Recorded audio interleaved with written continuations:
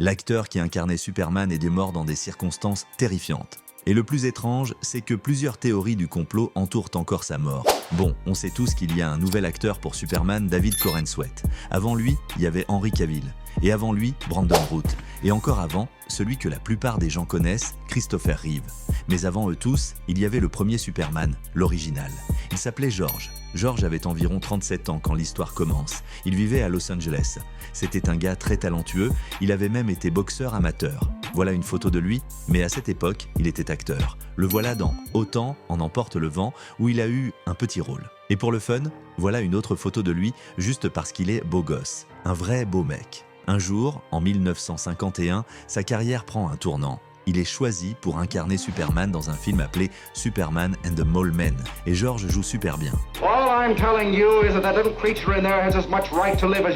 Ce film, c'est le tout premier film de super-héros inspiré d'un personnage DC Comics. Donc, ouais, c'est un gros deal. Et comme la plupart des acteurs de Superman, George incarne totalement le personnage. À partir de là, les studios lancent une série télé, Les Aventures de Superman. Et George continue à jouer Superman. Yes, it's Superman, strange visitor from another planet who came to Earth with powers and abilities far beyond those of mortal men. C'est un super rôle pour lui.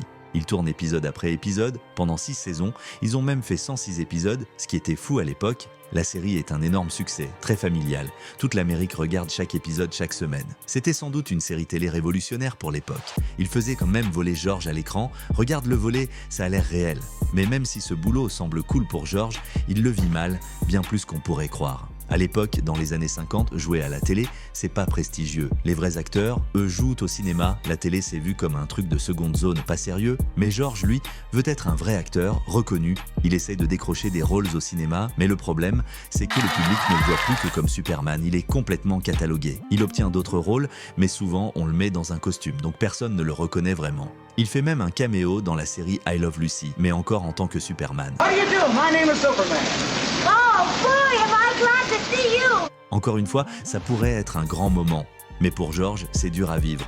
Il se sent coincé, bridé dans sa carrière. Et en plus, il a des galères d'argent. Il est la star d'une série à succès, mais la télé à l'époque paye mal les acteurs. Résultat, George devient dépressif et commence à boire. Beaucoup, trop. À ce moment-là, il commence à sortir avec une femme, Léonore. Et malgré sa dépression, ils se fiancent. Voilà une photo d'eux ensemble. Et maintenant, c'est là que ça devient sombre. On est en 1959, George a 45 ans et la 6e saison de The Adventures of Superman vient de se terminer. Maintenant, ils tournent en couleur, donc la série a évolué. Mais la saison est finie. Un soir, George et Léonore rentrent chez eux après une soirée. Ils ont bu un peu et George est fatigué. Donc, ils montent se coucher. Mais Léonore, elle, est du genre sociable.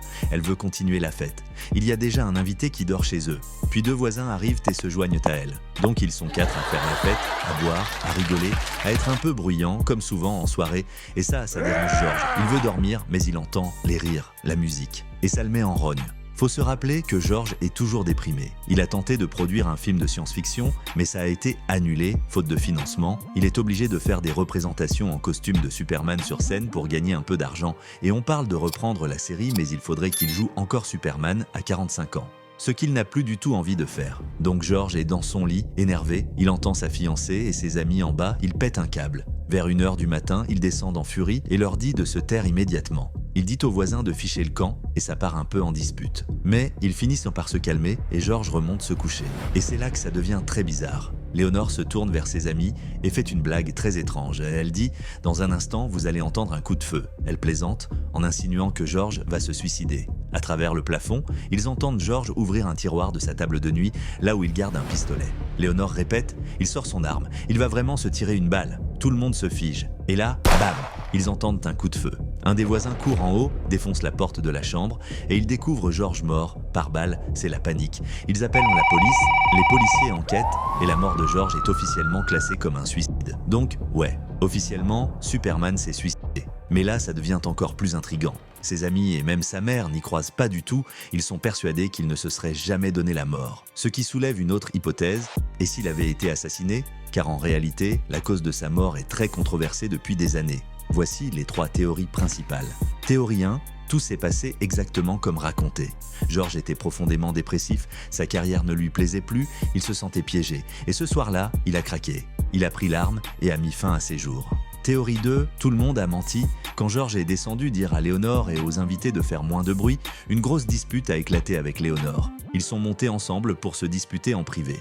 Et là, George lui dit qu'il ne veut plus l'épouser, qu'il en a fini avec cette relation.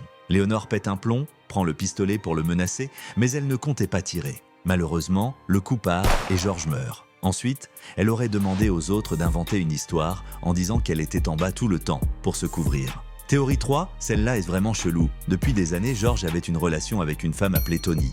Tony était marié à un gars nommé Eddie. Et Eddie savait que sa femme couchait avec George.